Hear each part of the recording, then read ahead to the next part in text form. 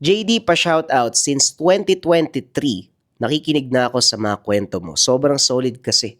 Nang dahil sa pakikinig ko, nagka-interest tuloy ako sa mga mutya. Stay safe, Idol JD from San Francisco, Quezon. Shoutout kay Aldred.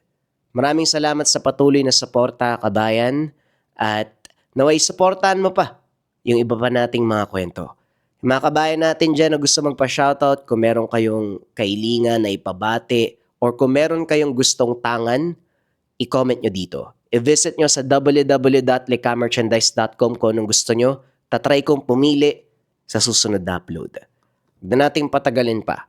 Simulan na ang storya. JD.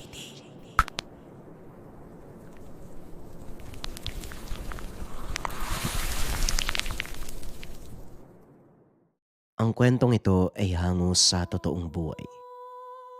Mula ito sa isa nating kabayan na itago na lamang natin sa pangalang Marcelo. Walang eksaktong taon. Nabas, Aklan. Kung nabiyayaan ka ng ibang kapangyarihan mula sa mga engkanto, ano ang gagawin mo at saan mo ito gagamitin? Wika ni Tatang Mikong. Ano ba naman yan, Lo? Yan pa rin bang itatanong nyo sa akin? Simula bata pa ako, halos araw-araw nyo na yung tinatanong. Tugon ni Marcelo. Sagutin mo na lang, Marcelo. Gusto ko lang malaman kung pareho pa rin ba ng dati ang isipan mo. Ay nako, Lolo Mikong. Malaki na ang pinagbago ko. Binata na ako. At isa ba, sa bawat tanong nyo sa akin ng ganyang katanungan, isa lang naman ang sasabihin ko eh. Hindi yan magbabago. Gusto kong maging kagaya nyo. Isang magaling na manggagamot. Paano kang magiging kagaya ko? Simpleng utos ng tatay at nanay mo, hindi mo sinusunod eh.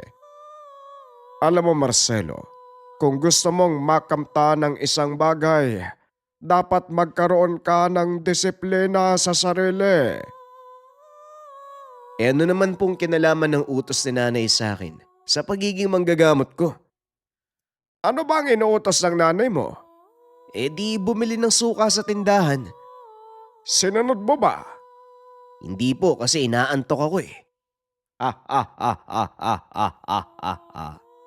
Yan ang sinasabi ko sa'yo. Kung simpleng bagay hindi mo kayang gawin, paano ka pa kayang pagkakatiwalaan sa mas malaki? Alam mo, Marcelo, tatapatin na kita. Wala kang mararating hanggat hindi mo binabago ang ganyang pag-uugali. Lumaki sa pangangalaga ng lolong manggagamot itong si Marcelo. Simula magkaisip, kasama na nito ang matanda. Mas gustong tumira ng binata sa tahanan nito dahil sa pangarap niya ang maging mahusay na manggagamot. Bagaman strikto sa lahat ng bagay, hindi sa lahat ng panahon nababantayan nito ang binata. Kaya naman lumaking matigas ang ulo at may katamaran. Naimpluwensya nito ng mga kaidarang bata. Ngunit sa kabila ng negatibong ugali, may kakaibang katangian itong si Marcelo na tanging si Tatang Mikong lang ang nakakakita. Ito ay ang pagiging matulungin. Bagaman minsan hindi sinasadya o inaasahan, nagagawang makatulong ng binata sa ibang tao. Nalalaman na lang ito ng matanda kapag nakaluwas siya ng bayan. Isa sa mga halimbawa nang minsang harangin ni Marcelo ang tumatakbong lalaki dahil nasagi nito ang nakatayo sa gilid ng daan. Dahil sa ginawa ng binata, nahuli ito ng mga pulis. Napag-alaman na isa itong magnanakaw. Alam ng matanda, magtatagumpay si Marcelo sa pangarap nito na maging isang manggagamot. Kaya hindi ito nagsasawang ituwid ang baluktot na pamamaraan ng binata. Marcelo, natapos mo na ba ang mga botelya ng langis na pinapalinis ko? Opo, nailagay ko na din sa mga patungan. Magaling! Sige na, magpahinga ka na. At ako na ang bahalang... Teka, nasaan ang mga langis? Naroon na po sa kabilang kubo. Doon ko nilagay para hindi na kayo mahirapan sa pagkuha. Ganun ba? Mabuti naman o siya, matulog ka na. Akmang papasok na sana sa silid si Marcelo nang biglang may kumatok. Sino naman kaya ang dadalaw sa ganitong oras? Ako na po magbubukas, Lolo. O sige, dito lang ako sa sala maghihintay. Nagulat ang binata nang buksan ng pintuan. Isang lalaki. Puno ng dugo ang tumambad sa kanya. Saktong pagbukas ng pinto ay natumba ang lalaki. Uy, teka lang pare, ano?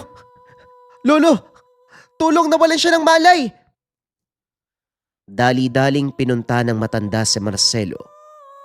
Nakita. Salo nito ang hindi inaasahang panauhin. Halika, dali. Iga mo siya sa mahabang upuan. Ano kaya nangyari sa taong to? Bilisan mo. Kumuha ka ng malinis na tela at mainit na tubig. Kailangan malanggasan ang mga sugat niya. Mamitas ka din ng dahon ng bayabas. Teka, sandali lang, Lo. Tutulungan niyo ang taong yan kahit hindi niyo kilala. Mamaya kriminal pala yan tapos hinahanap ng mga pulis. Hindi na mahalaga kahit na ano o sino pa ang taong to. Nangangailangan siya ng tulong kaya tutulong tayo. Sige na, sumunod ka na lang. Dali-daling namitas ng mga dahon ng bayabas ang binata. Habang nagpapakulo ng tubig, papasok na sana siya ng bahay. May dalawang kalalakihang dumaan. Tuloy-tuloy sa paglakad ng mga ito na parang may kung anong hinahanap. Hindi nila napansin si Marcelo dahil nakatago ito sa likod ng makapal na halaman. Paglampas ng mga lalaki, kaagad itong pumasok at sinabi kay Tatang Mikong ang nakita. Lo, may dalawang lalaki na dumaan sa harap ng bahay. Parang may kung sinong hinahanap eh. Buti hindi nila ako napansin. Mas mabuti kung ganon. Dahil sigurado ang taong ito ang hinahanap nila. Sige, tignan mo. Ipinakita ng matanda ang nakuwang pitaka sa bulsa ng kanilang panauhin. Napag-alaman, isa itong alagad ng batas. Pulis po ang taong yan? Teka, parang baliktad na yata ang mundo ngayon. Pulis na ang hinahabol ng mga masasamang loob. Yan ang isa sa hindi magandang ugali mo, Marcelo. Ang hilig mong manghusga. Hindi natin alam ang totoong nangyari. Ang mabuti pa, kunin mo na ang mainit na tubig. Amin na yung dahon ng bayabas. Nilinis ng matanda ang mga sugat ng walang malay na lalaki. Habang si Marcelo naman, inalam ang pagkatao nito sa pamamagitan ng mga pagkakakilanlan na nasa loob ng pitaka. Hanggang sa may kung anong nahulog mula dito. Nanlaki ang mga mata ng binata nang mapagtanto na ang bagay na yon ay isang uri ng medalyon. Teka, parang medalyon ng Infinito de Deus to ah. Hindi kaya ang tingero din ng pulis na to? Wika ni Marcelo. Kagad nasagot ang tanong niya. Sa palagay ko, tama ang hinala mo, Marcelo. Tignan mo ang mga pasa niya sa katawan. Sunod-sunod at magkakasing laki.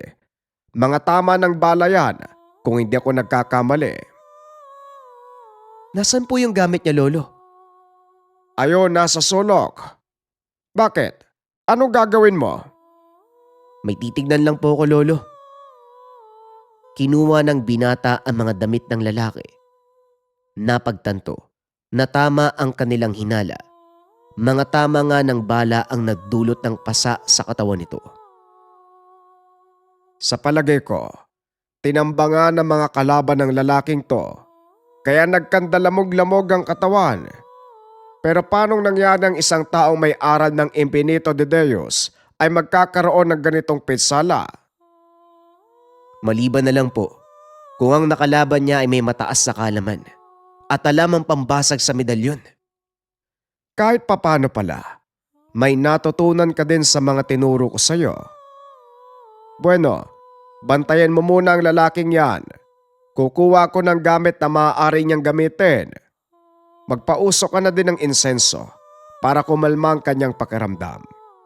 Sa ganon, magiging mabilis ang paggaling niya. Hindi na malaya ni Marcelo habang nagbabantay nakatulog na ito. Laking gulat niya nang magising dahil nakatali na ang mga paa at kamay. Anak nang, sino nagtali sa akin? Lola Mikong, nasan po kayo? Nasa loob ng kwarto. Walang malay. Huwag ka mag-alala dahil hindi ko naman pinatay ang matanda. Sagutin mo ang tanong ko. Nasaan ang lalaking pinatuloy niyo kagabi? Wika ng lalaki. Napag-isip-isip ni Marcelo na marahil isa ito sa mga tao na naghahanap sa kanilang panauhin.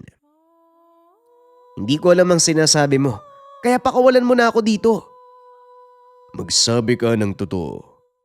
Nakita ko ang mga suot niyang damit, kaya alam kong nandito siya. Saan niyo itinago ang lalaking yun? Makulit ka din no? Sinabi nang hindi ko alam eh. Oo, nandito siya kagabi. Walang malay. Pero ngayon, nakikita mo ba kung nandito siya? At saka bakit ako yung tatanungin mo? Natutulog ako, di ba? Aba, pilosopo kang bata ka. Sawa ka na ba sa buhay mo? Ay nako, ilang beses ko nang narinig ang linyang yan. Tuluyan mo ko kung gusto mo, pero wala talaga akong alam sa mga sinasabi mo. Walang nagawa ang lalaki. Napilitan nitong umalis. Siguraduhin mo lang na totoo ang sinasabi mo. Dahil sa oras na malaman ko na itinago niyo kung saan ang taong yan, hindi lang yan ang aabutin mo. Dali-dali itong lumabas ng pintuan. Ilang minutong nakalipas. Nakarinig ng mga kaluskos sa kisame ang binata. Mula sa maliit na butas, lumabas ang kanilang panauhin. Salamat naman at wala na si Agustin. Pasensya na at nadamay kayo sa gulong pinasok ko. Walang yung buhay to, akalain mo nandiyan ka lang pala. Hindi mo man lang ako tinulungan. Pasensya na, hindi ko pa kayang lumaban, kaya binabuti kong magtago. Halata nga. Sige na, kalagan mo na ako. Dali-daling kinalaga ng lalaki ang binata at nagpakilala. Nga pala, ang pangalan ko ay Laurel. Isa akong pulis at ang taong naghahanap sa akin, tirador ng sindikadong nakabangga ko. Pasensya ka na pero hinalungkat ko na yung pitaka mo. May nakita ako medalyon ng Infinito de Deus eh. Malakas na agimat yun ah. Pero bakit natatakot ka sa tao kanina? Medalyon? Nasaan? Naroon sa tokador ni Lolo. Tinabi niya muna eh, kasi baka mawala daw. Sandali at kukunin ko. Ibinigay ni Marcelo ang medalyon kay Laurel. Laking gulat ng binata dahil bigla itong naluha. Uy, teka, anong nangyari? Bakit ka umiiyak? Kaya pala buhay pa ako. Pagkatapos nagtarin ng bala. Hindi sa akin ang medalyon na to, kung hindi sa aking ama. At siguradong wala na siya ngayon. Teka, sandali lang ha, hindi ko maintindihan eh. Ano bang nangyari? Pinaliwanag ni Laurel ang naganap. Bago siya mapunta sa bahay nila Marcelo, atras tayo ng ilang oras.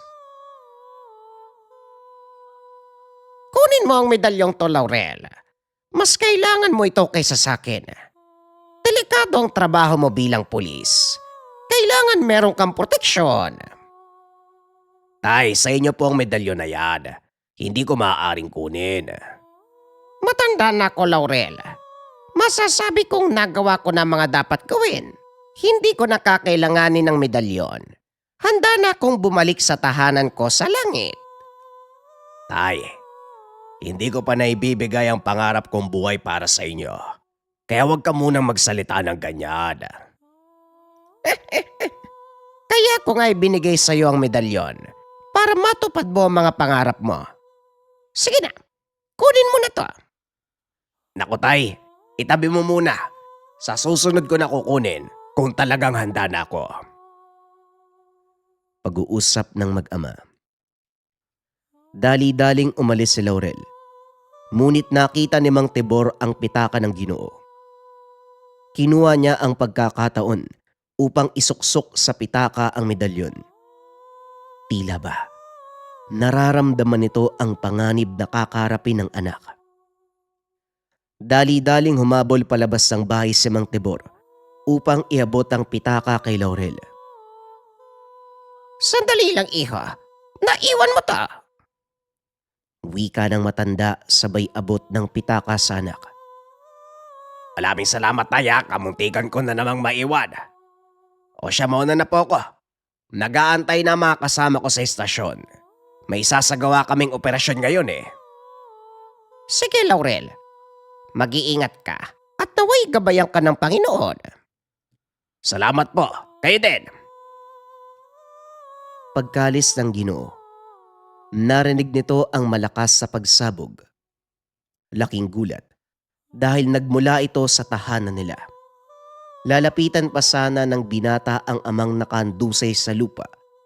Kaso nga lang, nakita nito ang pangkat ng mga tirador ng isang sindikato. Walang nagawa ang binata. Minabuti na lang na tumakas. Dahil alam niya, wala siyang laban sa mga yun. Sa kasamaang palad, nakita ito ng isa sa mga tirador. Kagad itinuro sa mga kasama. Dali-daling tumakbo si Laurel papunta sa kakahuyan.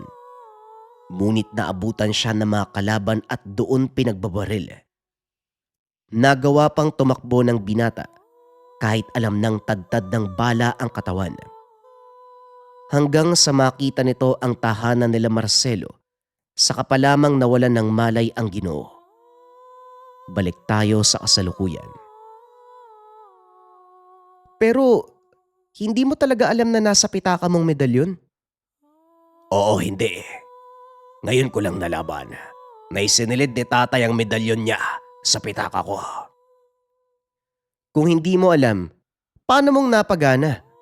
Dapat nakapatungkol sa iyong medalyon ha. Dapat din nakapagdebosyon ka. Mahigit 1 buwan at kalahati bago mapasunod yan. Hindi lang yun ha. Dapat napatunayan mo ang sarili mo sa gabay.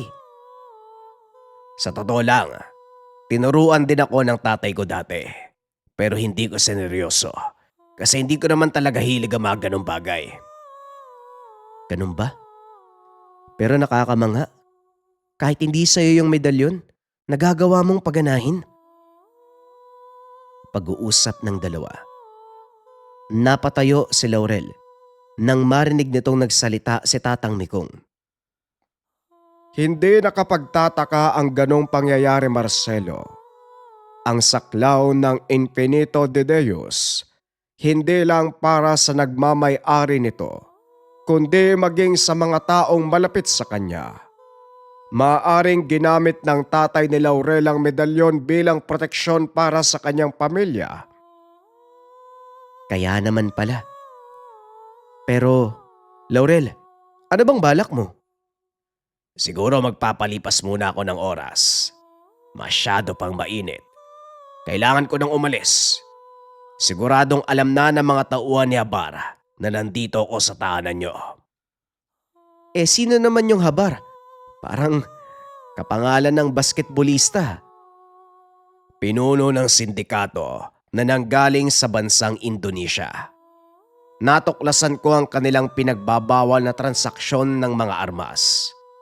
Sila nagsusupply ng sandata sa terorista. Ito ay nang minsan akong magpanggap bilang isa sa mga tauhan niya. Ayos ah. Akalain mo yun? Ang lakas ng lobong pasukin yung napakalaking sindikato. Tawag lang ng tungkulin. Ayoko din ng ganong trabaho. Pero wala akong magagawa kung hindi sumunod sa nakakataas. Eh di, saan mo naman balak pumunta ngayon? Hindi ko pa alam. Baka maglagi muna ako sa kagubatan. Sa oras na lumabas ka sa bakuran ko, makikilala ka ng mga taong yon. Mas makakabuting dumito ka na muna habang hindi pa lubusang magaling ang mga sugat mo. Hindi na po siguro. Baka madamay kayo eh. Kung sakaling dumating ang grupo ng mga tirador ni Habar. May isa kong bahagi sa bakuran kung saan ka pwedeng mamalagi. Walang taong pumupunta sa lugar na yon, maliban dito kay Marcelo. Doon ka muna manatili. Hindi kakayanin ng konsensya ko na paalisin ang taong nasa panganib ang buhay. Maraming salamat po, Tatang. Marcelo, magluto ka ng agahan. Kanina pa ako nagugutom. Ilang araw na natili si Laurel sa tahanan nila Marcelo. Tuluyang gumaling ang mga sugat nito. Tinuruan din ng matanda ng ilang dasal para lubusan niyang magamit ang medalyong pinamana ng ama. Naging mapayapa ang pananatili ni Laurel sa tahanan ng matanda.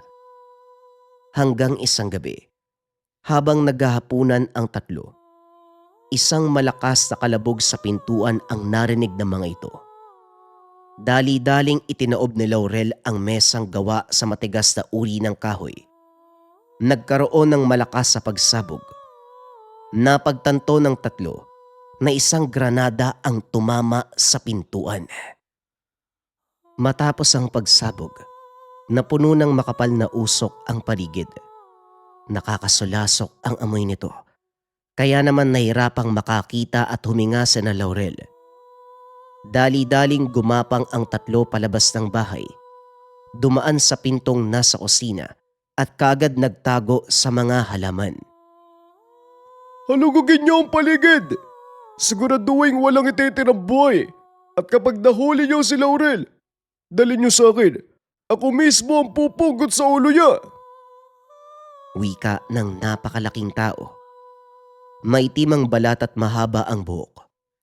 May hawak na malaking espada na karaniwang ginagamit sa bansang Indonesia bilang pangpugot ng ulo. Naloko na. Nandito na si Jabar.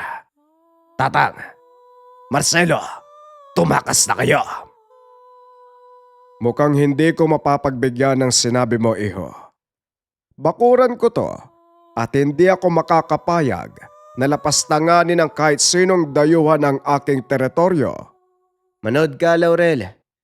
Pagmasdan mo kung paanong uubusin ni Lolong mga yan. Pero Tatang Mikong, napakadelikado po ng gagawin nyo. At isa pa may mga baril sila. Paano nyo silang lalabanan? Sinong may sabing ako ang lalaban? Manood kang mabuti, bata.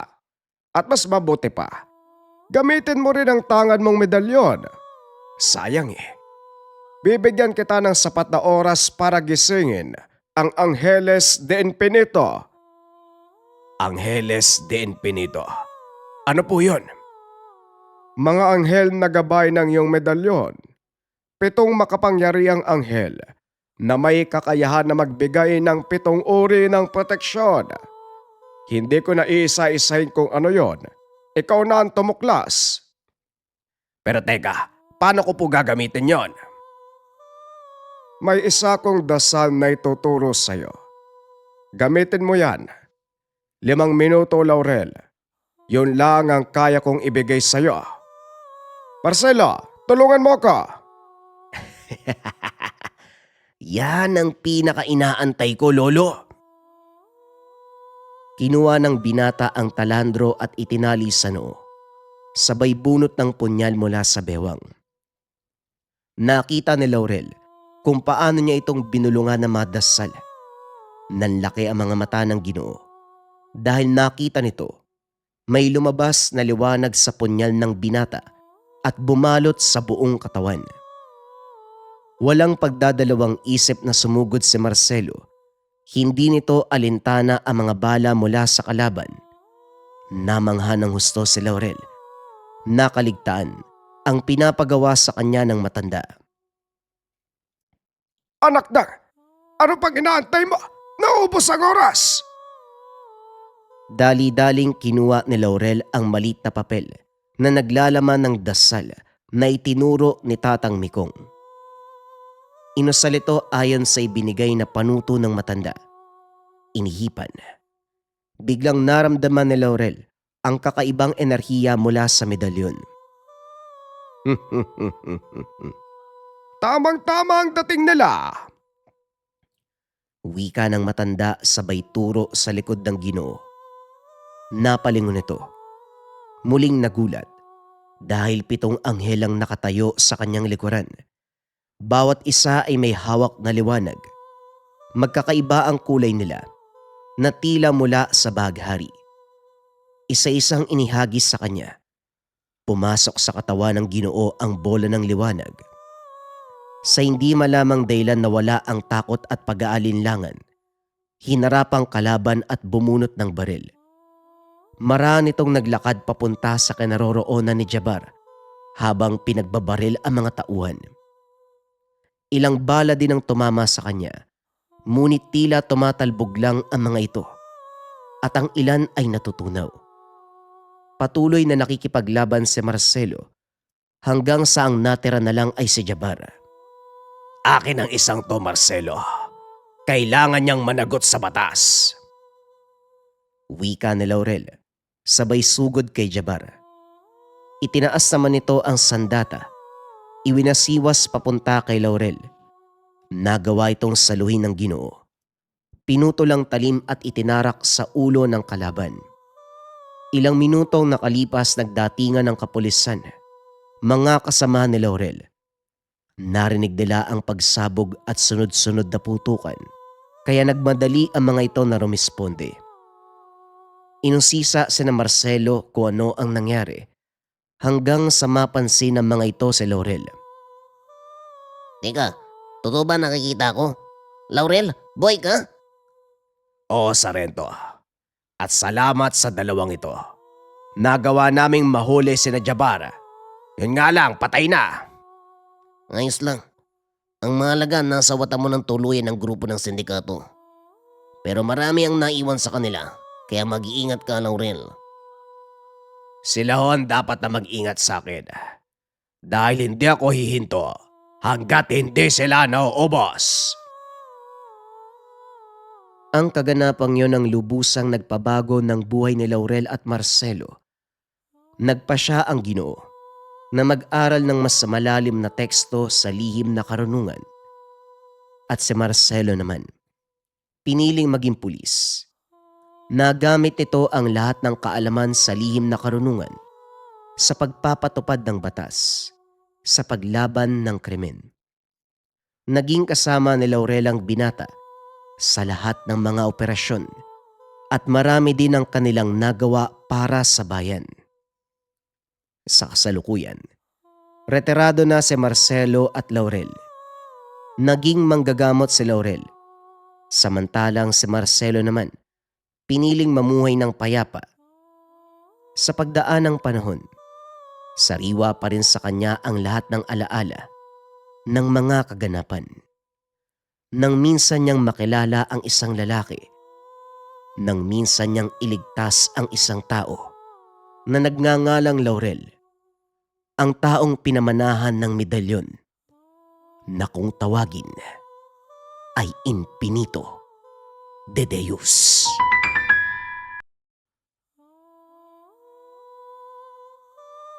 Ang kwentong ito ay hango sa totoong buhay. Mula ito sa isa nating kabayan na itago na lamang natin sa pangalang Mang Arnulfo. Taong 1974. Zamboanga. Sa liblib na bahagi ng kabundukan ng Samar, namumuhay ang pamilya ng aswang na kung tawagin ay Tamawan.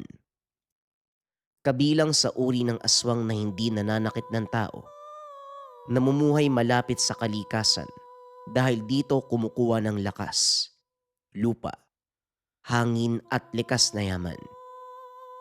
Nakaugalian ang pag-iwas sa anumang gulo dahil sa pag-ubos ng lahi. Hindi na nais pang bawasan ang kasalukuyang bilang. Si Mang Arnulfo, isang antingero at manunugis. Nakatira ilang metro ang layo mula sa balwarte ng Tamawan.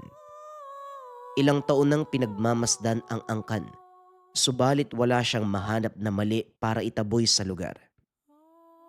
Hindi lingid sa kalaman ng kabutihan ng mga ito, kaso hindi rin maiwasang mangamba para sa ordinaryong mamamayan sa paligid. Para sa antingero, balibalik ta rin man ang mundo, ang aswang ay aswang. Hindi masisigurado na hindi makakapanakit kahit sabihin pang likas ang kabutihan sa angkan ng Tamawan. Isang gabi, habang nasa kalagitnaan ng operasyon, nakita ni Mang Asunsyon, isang Tamawan. May ginagawang ritual sa masukal na bahagi ng gubat. Minasa ang putik, pinahid sa katawan habang sumasambit ng mga kataga. Hindi lang napanood hanggang matapos dahil pakiramdam, may epekto ang nasaksiyan. Damang-dama ang biglang pananakit ng ulo, panghihina ng katawan. Wala mang ideya sa aktibidad ng Tamawan. Naging alerto naman si Mang Arnulfo. Kaso nga lang anumang pagbabantay sa Tamawan, hindi makikitaan ng pagkakamali. Sinundan pa yan ng eksena kung saan kasama ang buong pamilya sa pagriritwal. Sa nauunawaan ni Mang Arnulfo, kumukuha ng lakas sa kalikasan. At muli, hindi magawang panoorin hanggang dulo dahil sa epekto nito. May pagkakataon na nakakasabayan ang mga Tamawan sa sakayan o kahit sa bayan. Maayos ang pakikitungo ng mga ito na para bang mga ordinaryong mamamayan. Nakikipag-usap, nakikipaghalubilo. Hindi mapapansin ng mga tao ang tinatagong katauhan kaya nagagawang makipagsabayan. Pero para sa may karunungan, ito ay nakakapangamba. May kinabibilang ang grupo si Mang Arnulfo at hindi isang beses pinagplanuhan ang pagtaboy sa mga Tamawan. Pero sa tuwing isasagawa ang hakbang, may pamamaraan ng Tamawan para hindi sila makalusob. Ilang ulit naling bigo ang operasyon. Sa ngayon, si Mang Arnulfo ang nakatalaga para bantayan ng angkan, bagay na pinakamahirap kumpara sa nakaraang misyon. Kumusta ang pinapabantayan ko sa iyo, Arnulfo? Wala ka pa rin bang nakuwang impormasyon kung paanong itataboy ang mga Tamawan? Hindi naman sa nagmamadali ako, pero mas mainam na mapalayas natin ang mga yan habang maaga pa, kaysa huli na ang lahat at makapambiktima. Wika namang Baron, ang tumatayong pinuno ng grupo. Naunawaan ko, pero hindi madali ang paghahanap ng butas sa mga Tamawan. Alam mo yan, Baron. Pero huwag ka mag-alala. Hindi ako susuko. Nakataya ang buhay ko sa misyon na to. Ano man ang mangyari, ako ang tatrabaho sa mga Tamawan. Asahan kita. Sa dami ng misyon na dumaan sa mga kamay mo, madali na lang ang mga Tamawan.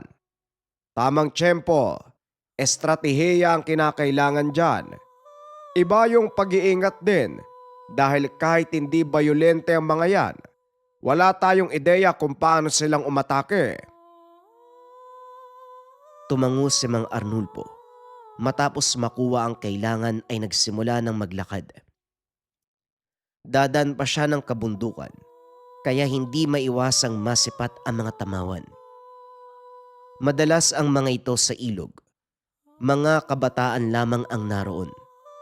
Nagtatampisaw o hindi kaya nangingisda. Titignan naman kapag napapadaan. Bakas ang pagkaalerto. May pagkakataon na gustong sugurin ni Mang Arnulfo para malaman ang kakayahan. Subalit hindi na muna ginawa dahil kahit mga bata lang ito, hindi maikakaila ang tinatagong lakas. Tingin pa lang, akalain mo may pinapasang orasyon. Nilagpasan niya ang mga ito pero pagdating sa unahan, si Mang Asunsyon ang nakasalubong. Ngumiti ang matanda at bagyang yumuko tanda ng respeto. Hindi maiwasang mainis si Mang Arnulfo. Buiset, paano ko mahahanapan ng butas sa mga to? Pati pagrespeto marunong ah. Akalain mo mga banal na anak ng Diyos. Napailing si Mang Arnulfo habang hinatid ng tanawang matanda. Napako ang tingin sa bitbit na bayong sa magkabilang kamay. Puno ito ng halamang gamot na pangunahing sangkap sa paggawa ng herbal. Dito lang din naalala ang pagkasalubong sa bayan. Nagbabagsak ng langis at gamot. Naging kuryoso kung kaya't napagpasyahan punta ng mismong tindahan. Kilala din ng may-ari kaya hindi mahirap para sa antingero ang pagtatanong. Madaling nakakuha ng impormasyon pero sa napapansin ni Mang Arnulfo, piling salita ang binabanggit ng tindero. Naintindihan ng pag-iingat. Sinuri ang nakailerang garapan ng herbal na gamot at bote ng langis.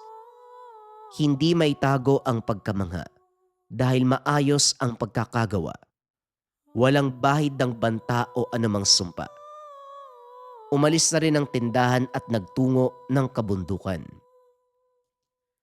Pasimpleng pinagmasdan ang kaganapan sa ibaba. Umakyat si Mang Arnulfo sa matayog na puno. Tinitignan ang mga nagkakatuwaang tamawan.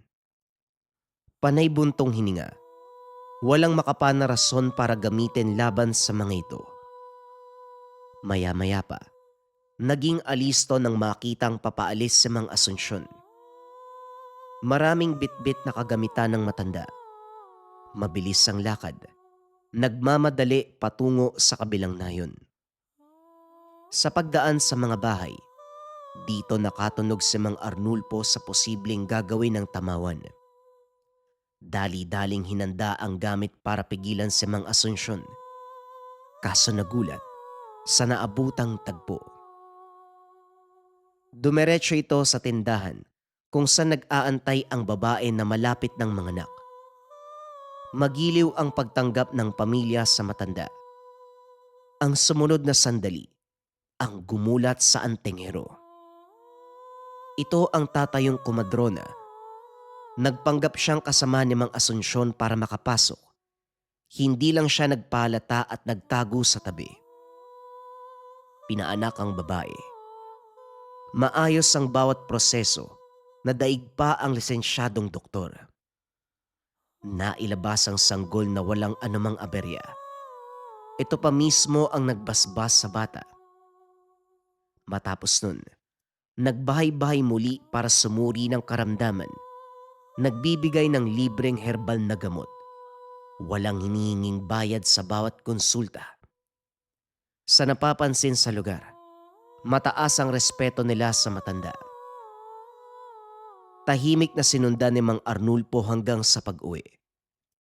Kaso nga lang, nagulat nang bigla itong nawala at lumitaw sa likuran. Sa pagkakataong ito, huli siya sa akto. Hindi kita sisitahin sa ginagawa mo dahil sumusunod ka lang sa utos sa'yo.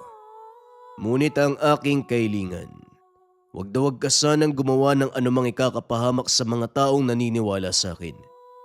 Sinisigurado ko na hindi kami nang aagrabyado ng sinuman. Sinusubukang mabuhay ng normal kagaya ng iba. Sana magkaintindihan tayo sa parting to. Ngayong alam mo nang minamanmanan ko ang bawat galaw nyo. Wag na wag kang mag-iisip na gumawa ng kabulastugan dahil hindi ako magdadalawang isip na pumatay. Hindi ako umikilala lalo na sa kagaya mong aswang.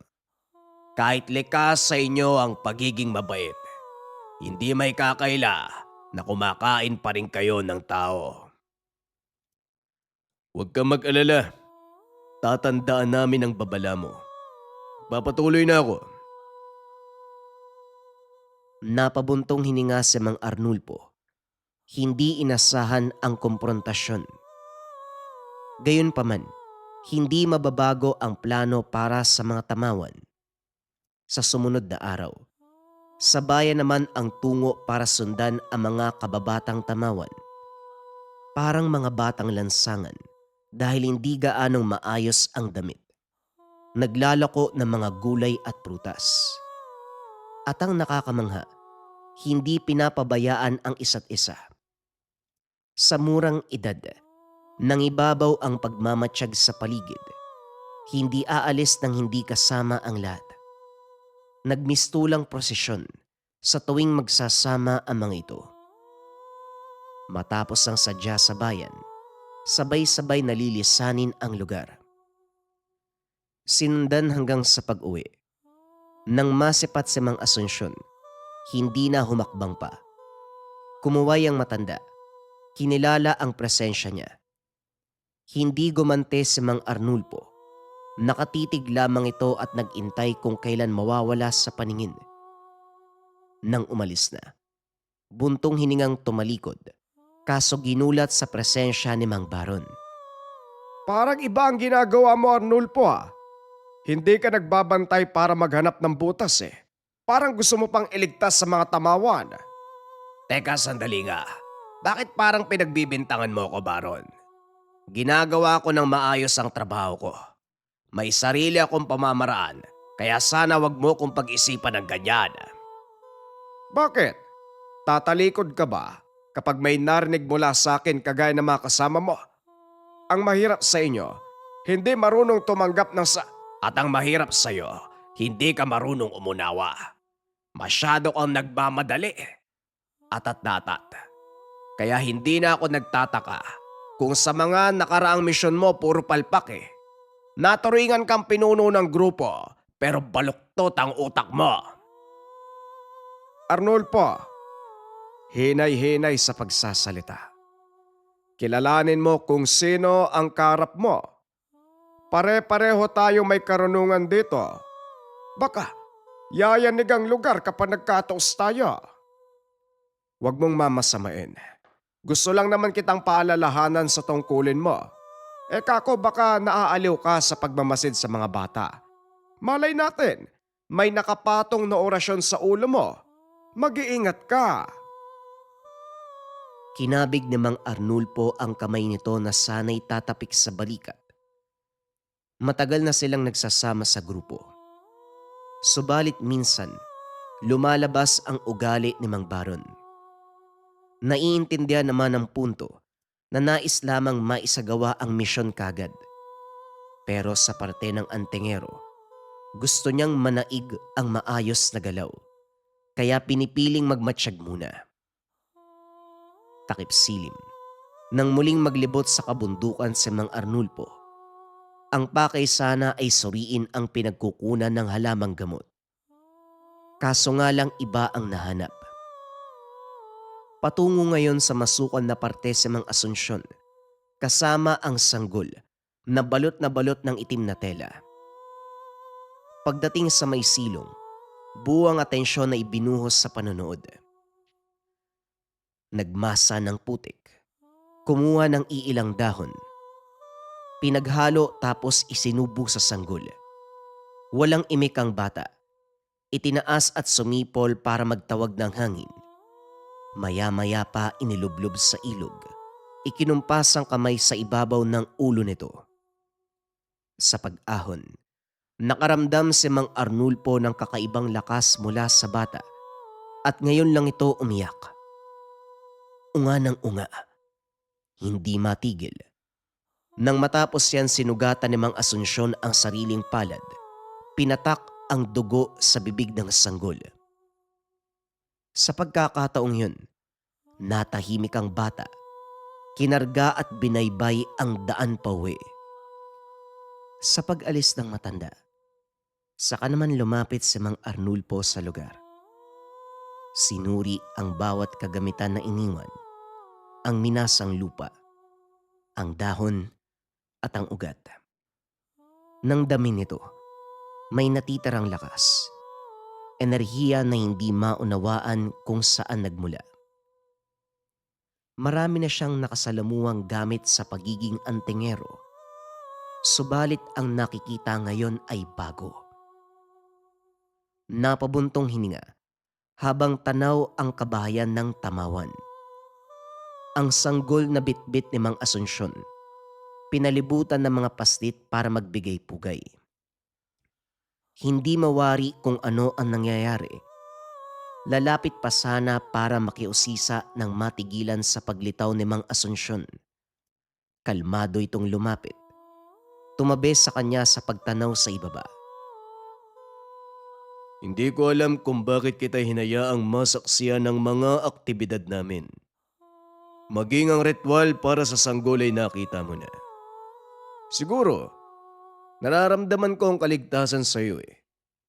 Kaligtasan na anuman ang mangyari, hindi mo ipagkakanulo ang angkan ko sa mga kasamahan mong antingero.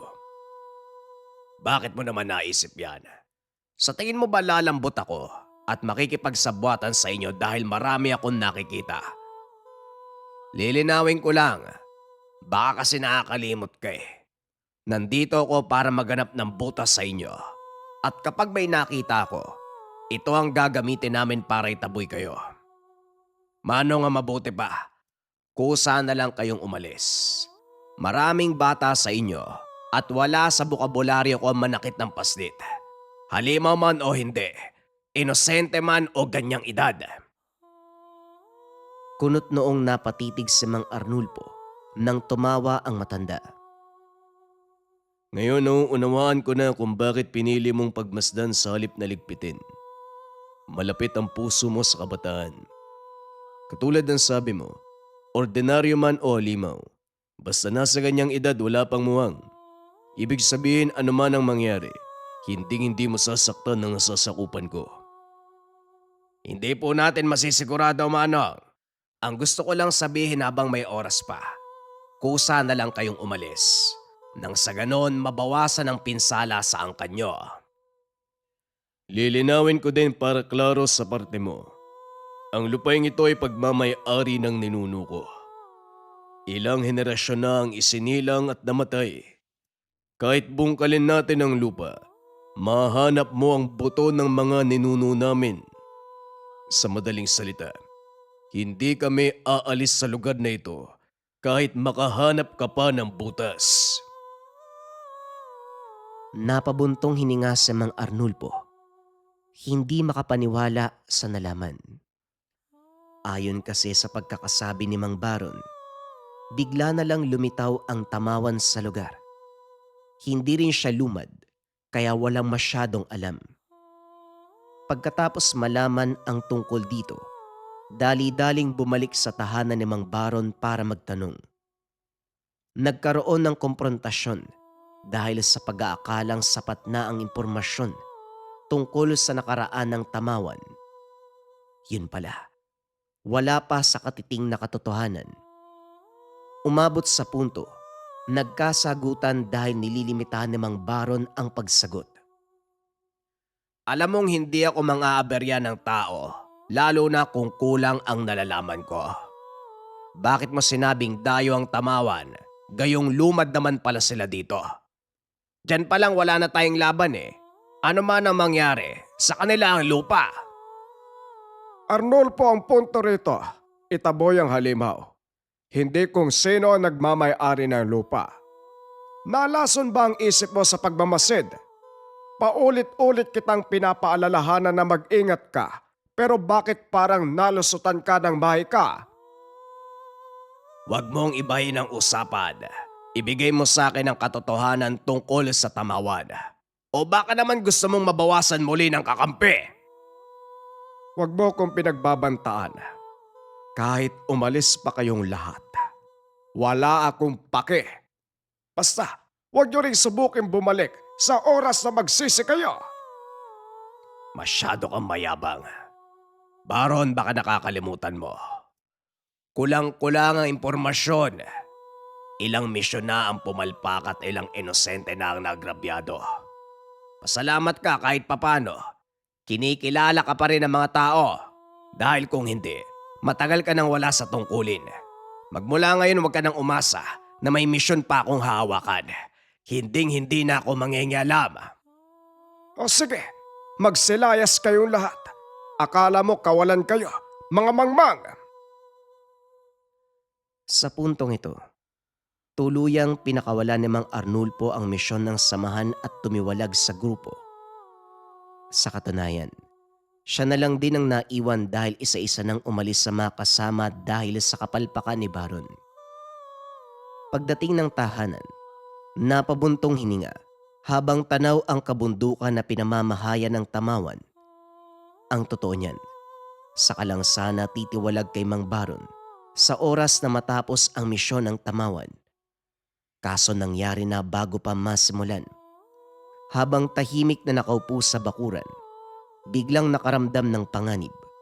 Nang usisain ng tangan, nagmumula ang banta sa kabundukan. Matapos gumayak, dali-daling tinahak ang daan. Takip-silim na nang makarating. Hindi kagad natunton ang kinalalagyan dahil malabo ang paiwatig ng hangin. Nagkakalat ang bakas kung saan saang direksyon nakaturo.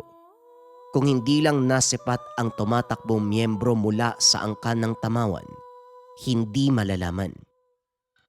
Binuntunan ng tanawan, natigilan sa pagbungad ng tagpo, kung saan napas lang ang binata sa kamay ng isa pang aswang. Hindi na nga alam si Mang Arnulfo, pinili munang alamin ang nangyari. Maya-maya pa lumitaw si Mang Asunsyon.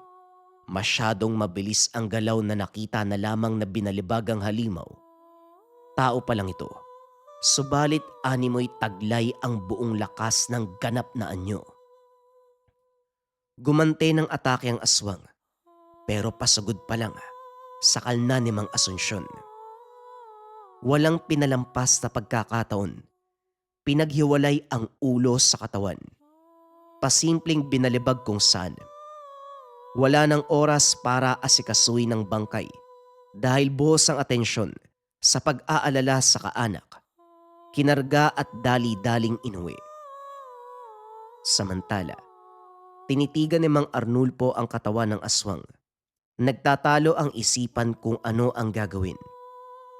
May parting nagsasabi na iligpit para hindi magsanhi ng problema.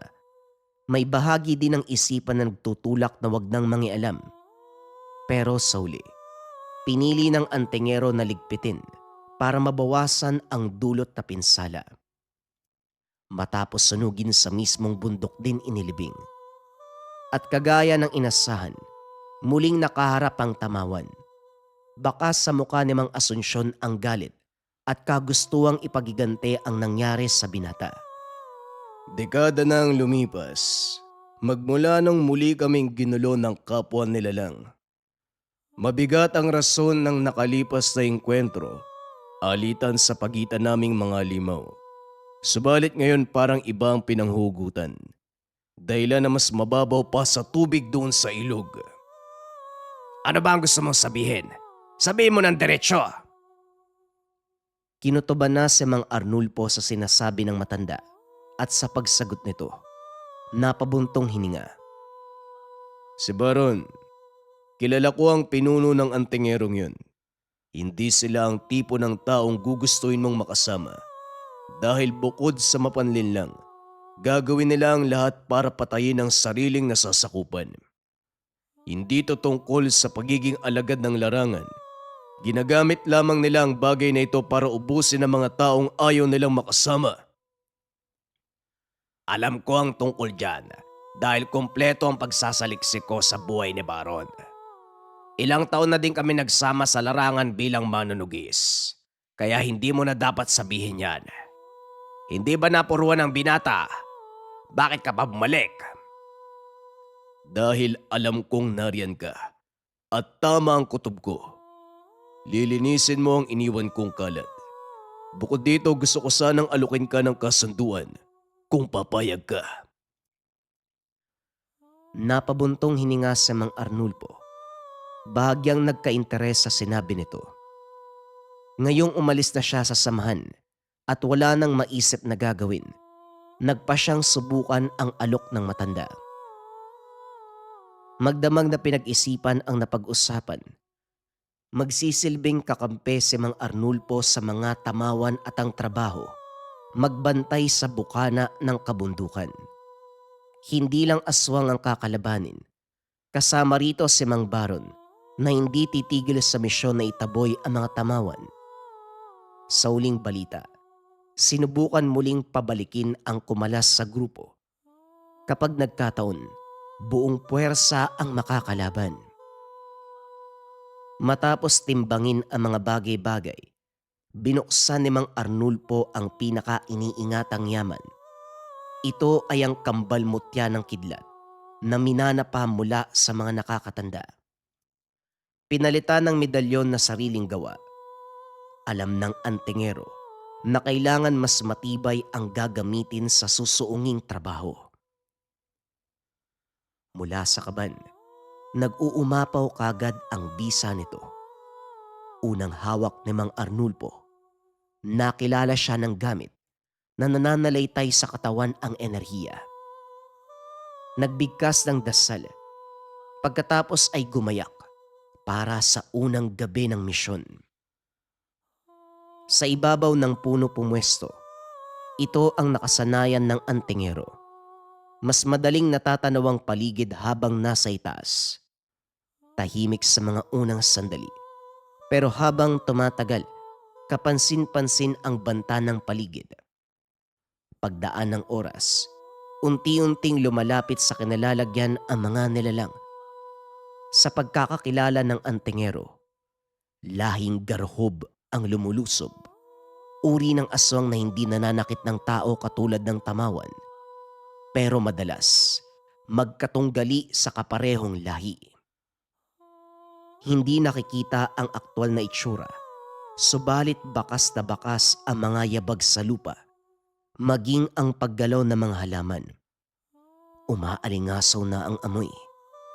Kinarga ni Mang Arnulfo ng sabulag ang sarili at tahimik na sumunod. Katulad ng inaasahan sa kabayan ng tamawan ng tungo, pumwesto ang mga garhob sa bawat bahay. Handang-handa ng lumusob. Kinabahan si Mang Arnulfo, lalo na't alam niya, maraming kabataan ang angkan ng tamawan at kapag nakaperwisyo sila ng isa, mararamdaman ng iba. Papasok na sana ang kalaban sa tahanan. Pigil hininga si Mang Arnulfo, pero guminhawa nang malaman na walang laman ang bawat bahay.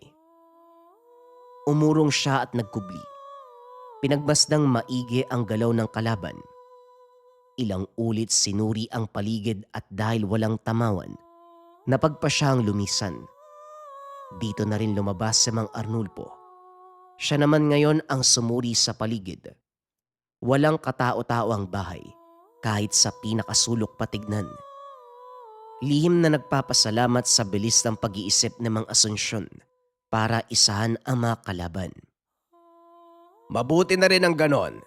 Marami pa sanang paslit ang angkan. Natigilan ng mapansin ang gumagalaw sa likuran.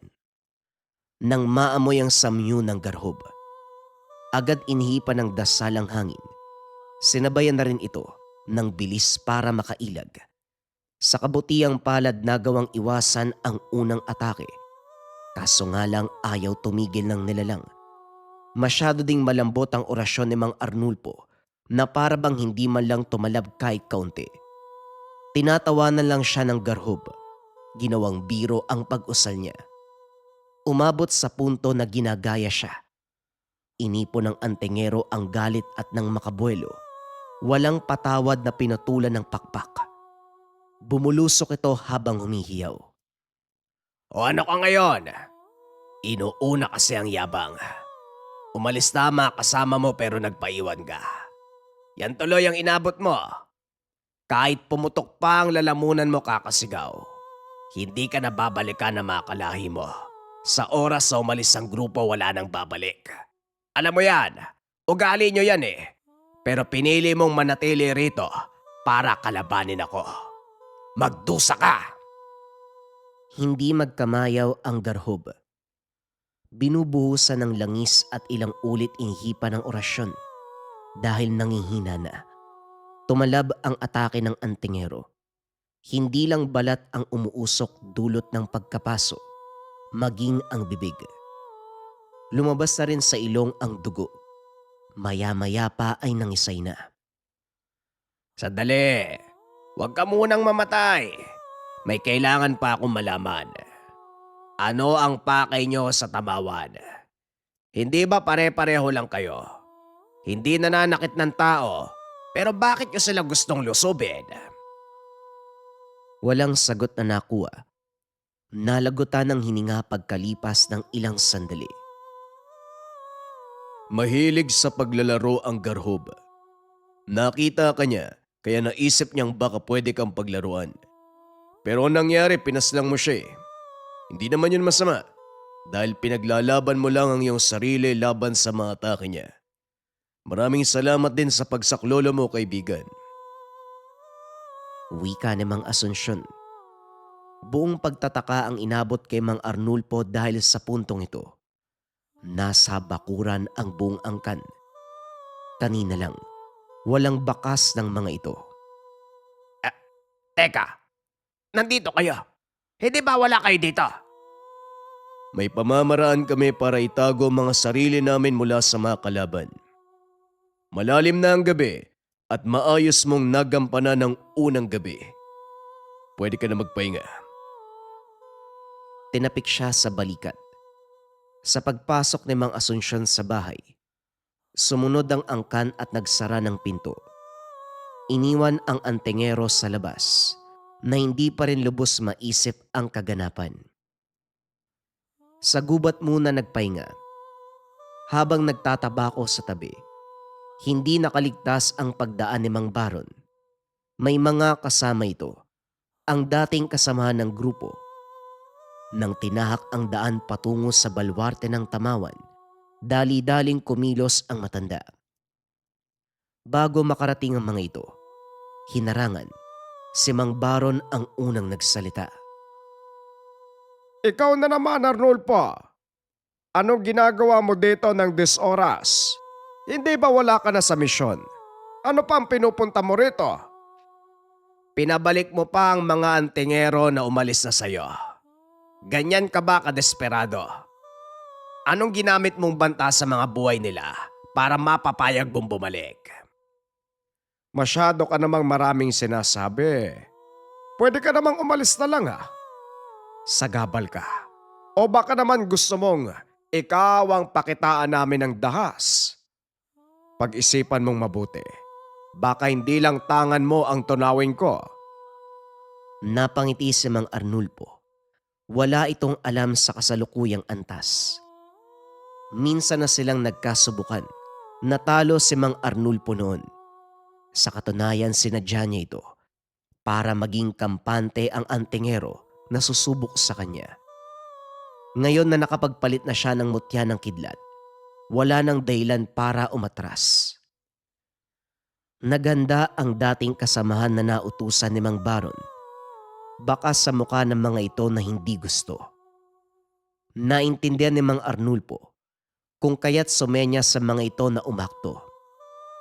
Sumunod naman, sinimulan ang pag-arte na naglalaban ng makatsyempo. Muling humudyat si Mang Arnulfo. Lahat sila ay nagkaisa upang labanan si Mang Baron. Hindi naman ito inasahan ng matanda. Pasensya ka na, Baron. Masyado nang mataas ang tingin mo sa sarili, kaya panahon na para tuldukan ang lahat.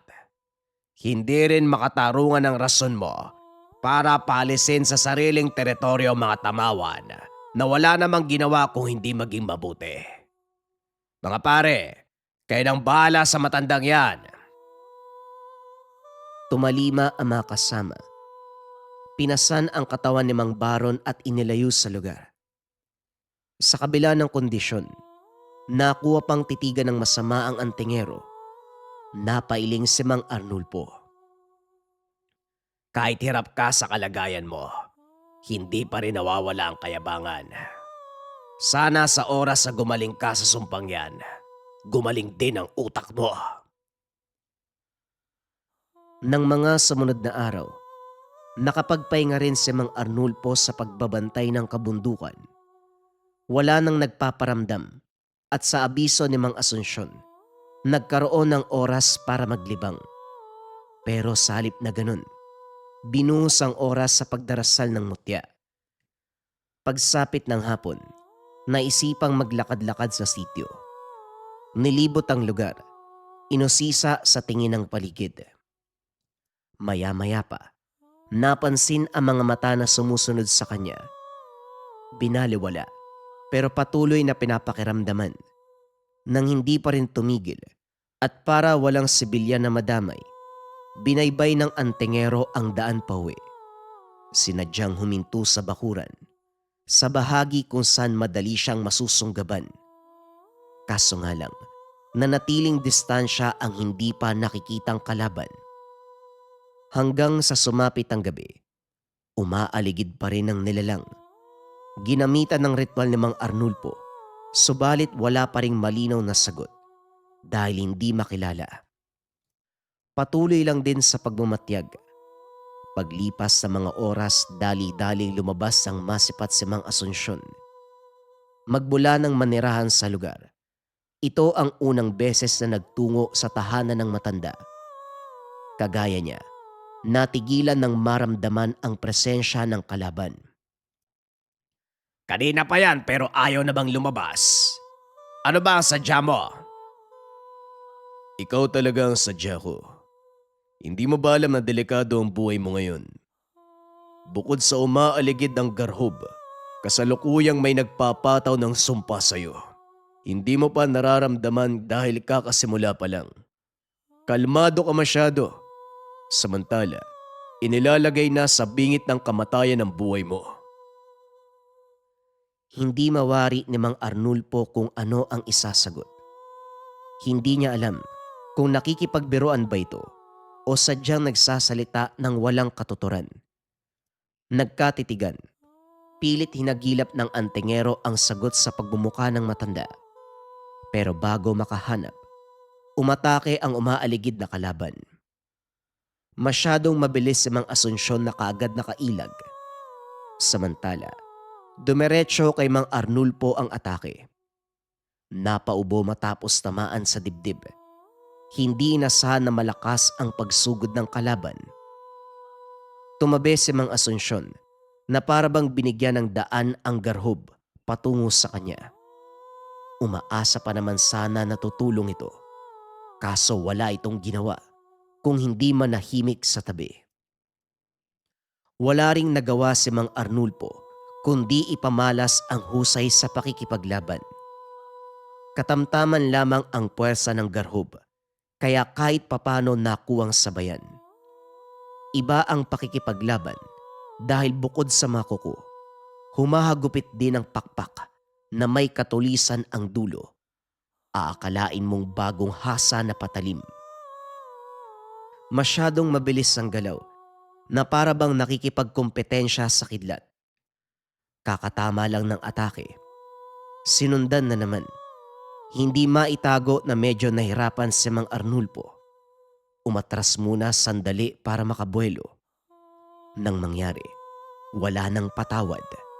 Sa ngalan ng mutya ng kidlat, binuhos ang lakas at tinapos ang buhay ng halimaw. Hindi na ako magtataka kung bakit sa lahat ng natutugis sa lugar na ito, pangalan mo ang madalas na naririnig ko sa kapwa-aswang. Masyado ka daw malakas para tapatan. Nakita ko naman. Balik tayo sa sinabi mong nakataya sa bingit ng kamatayan ng buhay ko. Anong ibig sabihin nun? May ritual ng barang na pumapatungkol sa'yo.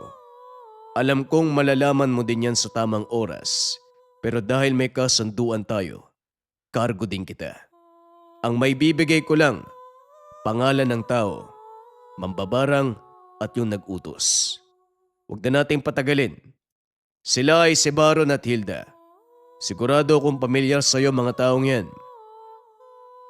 Matapos sabihin, kalmadong naglakad palis ang matanda. Sa kabilang banda, napapaisip si Mang Arnulfo. Nakiramdam sa sarili subalit wala namang napansin na sumpa ng barang. Nag-orasyon sa katawan. Walang magilap. Inulit sa loob ng ilang araw. At dahil wala nga, dito na nagbago ang pananaw kay Mang Asunsyon. Ngayong gabi, hindi muna siya nagtungo ng bundok dahil sa sama ng loob. Parang lumalabas na din ang ugali mo, Asunsyon Porket may kasunduan tayo. Basta ka nalang susugod dito sa bahay ko para magbato ng mga salita na wala namang katuturan. May nalalaman ka pang parang. Wala munang bantay sa lugar nyo ngayon. Naiinis ako Kalmadong naupo sa bakuran si Mang Arnulfo habang humihigop ng kape. Nang mga lahati, dito napansin na biglang may gumalaw sa tiyan. Gumapang ito pataas ng lalamunan hanggang sa nailuwa. Kinilabutan nang makita ang higad. Nangingisay. Kalaunan ay kusang namatay. Sumagi sa isip ang sinabi ni Mang Asunsyon. Kahit na gustong malaman, binaliwala muna at nakiramdam. Pero nang masundan pa ang kusang paglabas ng higad sa bibig, dito na kumilos. Kinuha ang libreta, nagsende ng kandila at lumagok ng isang patak ng langis. Matapos bigkasin ang mga kataga, namutla sa nalaman. May kapit ng sumpa ng barang. Natulala sa loob ng ilang sandali bago nakapagpa siya sa gagawin. Baron at Hilda, kapag nakita ko kayo, patawarin ako ng Diyos sa mangyayari. Wika ni Mang Arnulfo. Paulit-ulit na sinasabi ang pangalan ni Mang Baron at Aling Hilda na minsan ang nakaengkwentro dahil sa pambabarang. Wala mang sapat na kaalaman kung ano ang koneksyon ng dalawa sa isa't isa. Pero buhat ng mangyari yun, hindi na kailangan ni Mang Arnulfo. Dala ang galit bilang biktima. Sinugod ang tahanan ni Aling Hilda. Wala nang pasabi. Diretso pasok sa baybasag ng mga gamit. Punong-puno si Mang Arnulfo. Hindi mapigilan ang bugso ng damdamin. Pagpasok sa kwarto kung saan nagriritual si Aling Hilda, wala nang naisip kung hindi patayin ito. Mabilis din ang mambabarang na nakuwang magtanim ng panibagong insekto sa katawan ni Mang Arnulfo. Naguguluhan ng antingero kung paanong nagawa gayong protektado naman sana ng mutya. Hindi lingid sa kaalaman na mula sa mataas na angka ng ali. Pero kahit ganun, may mapapansin muna siya bago tumalab sa katawan ng sumpa. May kasabwat ka ba? Hindi ako naniniwala na kaya mong basagin ang depensa ko ng kidlat. Sino ang kasama mo sa ritual? Nakikita mo naman na ako lang mag-isa dito. Maghahanap ka pa ng iba. Ngayon, napapatanong ka kung paano kong nagawang pasukin ang sumpa ang katawan mo. Isa lang ang ibig sabihin niyan. Basta na lang mababasag ang depensa mo. Masyado ka kasing kampante, Arnulfo. Ngayon, magdusa ka hanggang kamatayan. Humalakhak si Aling Hilda. Nagsimula na itong bumalik sa pagriritual. Sa kabilang banda naman, hirap nang igalaw ang katawan ni Mang Arnulfo. Sunod-sunod ang paggalaw ng bituka. May gumagapang pakyat sa lalamunan.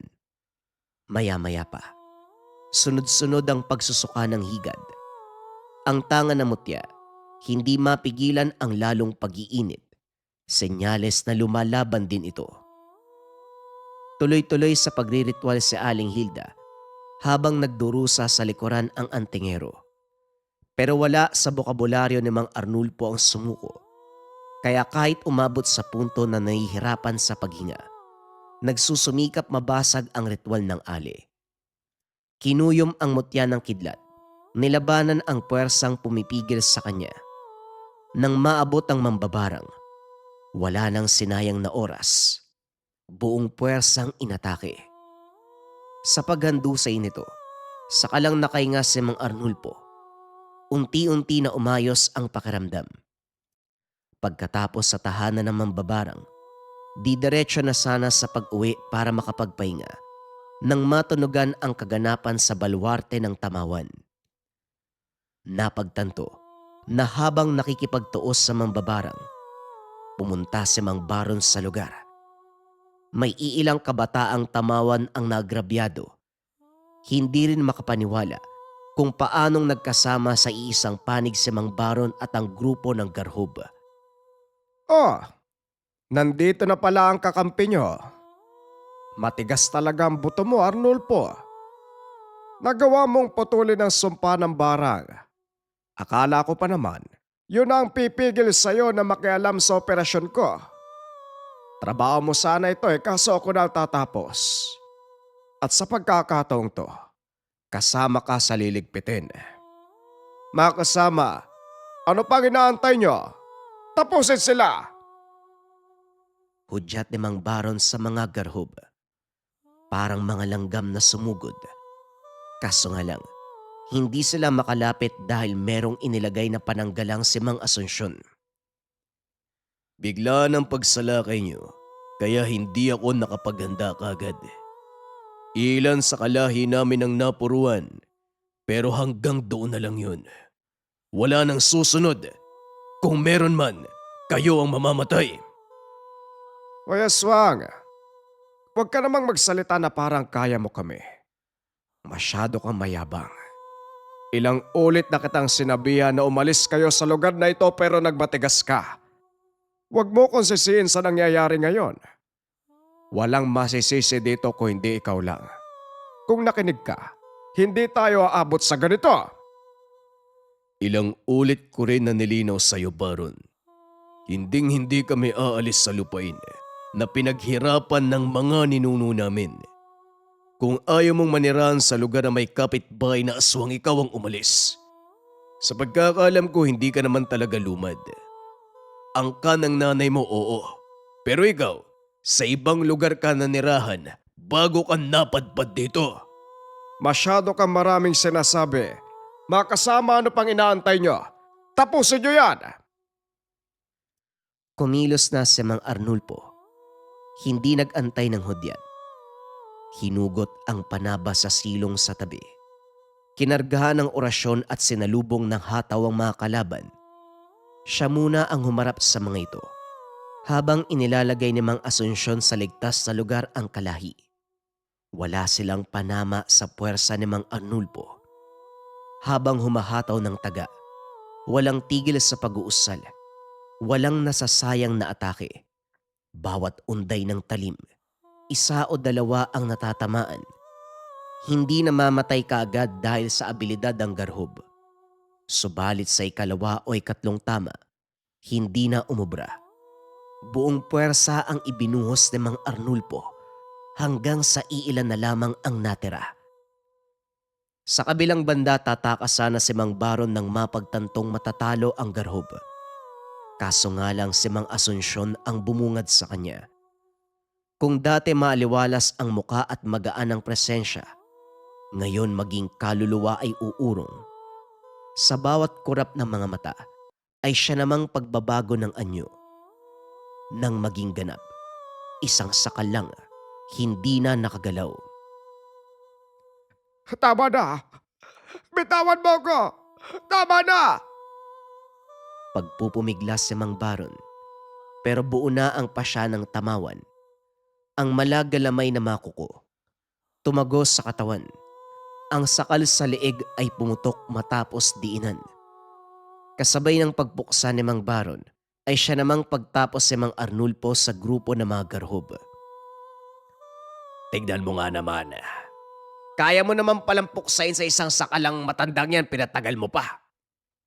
Sa palagay mo ba madali sa akin ang pumatay ng tao? Isinilang ang lahi namin na hindi nananakit. Ang pananakit sa tao ay matuturing na pinakamalaking kasalanan sa paniniwala namin. Pero sinubok ako ng pagkakataon. Hindi ko rin pagsisisihan dahil alam kong para sa ikabubuti ng nasasakupan. Handa akong pagbayaran maging ng kaluluwa ko ang kasalanang ito. O na, masyado kang madrama. Alam mong galing ako sa sumpa ng barang napalaban pa ngayon Medyo mahina ang katawan ko kaya pwede bang kayo na magligpit ng kalat? Walang problema. Kami nang bahala dito. Maraming salamat sa tulong mo, Arnulfo. Pagpalain ka nawa ng mailika. Tumangulang si Mang Arnulfo. Walang paalam na linisan ng lugar. Ilang araw din ang ginugol bago tuluyang gumaling ang pinsala sa katawan. Kahit sa araw na nasa kondisyon na, pinili munang magpalipas ng panahon. Nagpalipas hindi para kalimutan ang kinasangkutang kaganapan, kundi magkaroon ng sapat na oras para pag-isipan ang lahat. Mahusay si Mang Baron sa larangan. Nalampasan niya ang sumpa ng kaliwa o kanan, pero parang isa lang ang kainaan. Sa mga huling sandali niya, baka sa mga mata na natatakot sa tamawan. Parang naiintindihan ko na. Gusto niyang itaboy ang angka ni Mang Asunsyon. Hindi para linisin ang lugar, kundi para bawasan ang banta ng kapangyarihan niya. Malas lang kasi masyadong padalos-dalos. Ayan, siya tuloy ang inilibing. Wika ni Mang Arnulfo habang inaalala ang nangyari. Bumalik sa kabundukan. Naratnan sa ilog ang mga kabataang tamawan. Kumpara dati, nakangiti na sila sa tuwing nakikita ang antingero. Lumalapit na rin at hindi natatakot makipag-usap. Naging saksi ka sa kaganapan ng buhay namin. Sa dami ng nalalaman mo, kinilala ka na ng kabataan. Maraming salamat sa tulong at sakripisyo, Antingero. Hindi kami makakaligtas sa mga kalaban kung hindi dahil sa'yo. Tumango si Mang Arnulfo bilang sagot. At dahil wala nang rason para manatili sa kabundukan, formal na nagpaalam sa mga tamawan. Mula sa bintana, buntong hiningang napangiti si Mang Arnulfo. Hindi inasahan na ang huling panunugis na gagawin ay para protektahan ang mga tamawan. Kaya naman siya ay binansagan ng buong angka nila Mang Asunsyon. Ang manunugis na antingero na naging protektor ng mga aswang.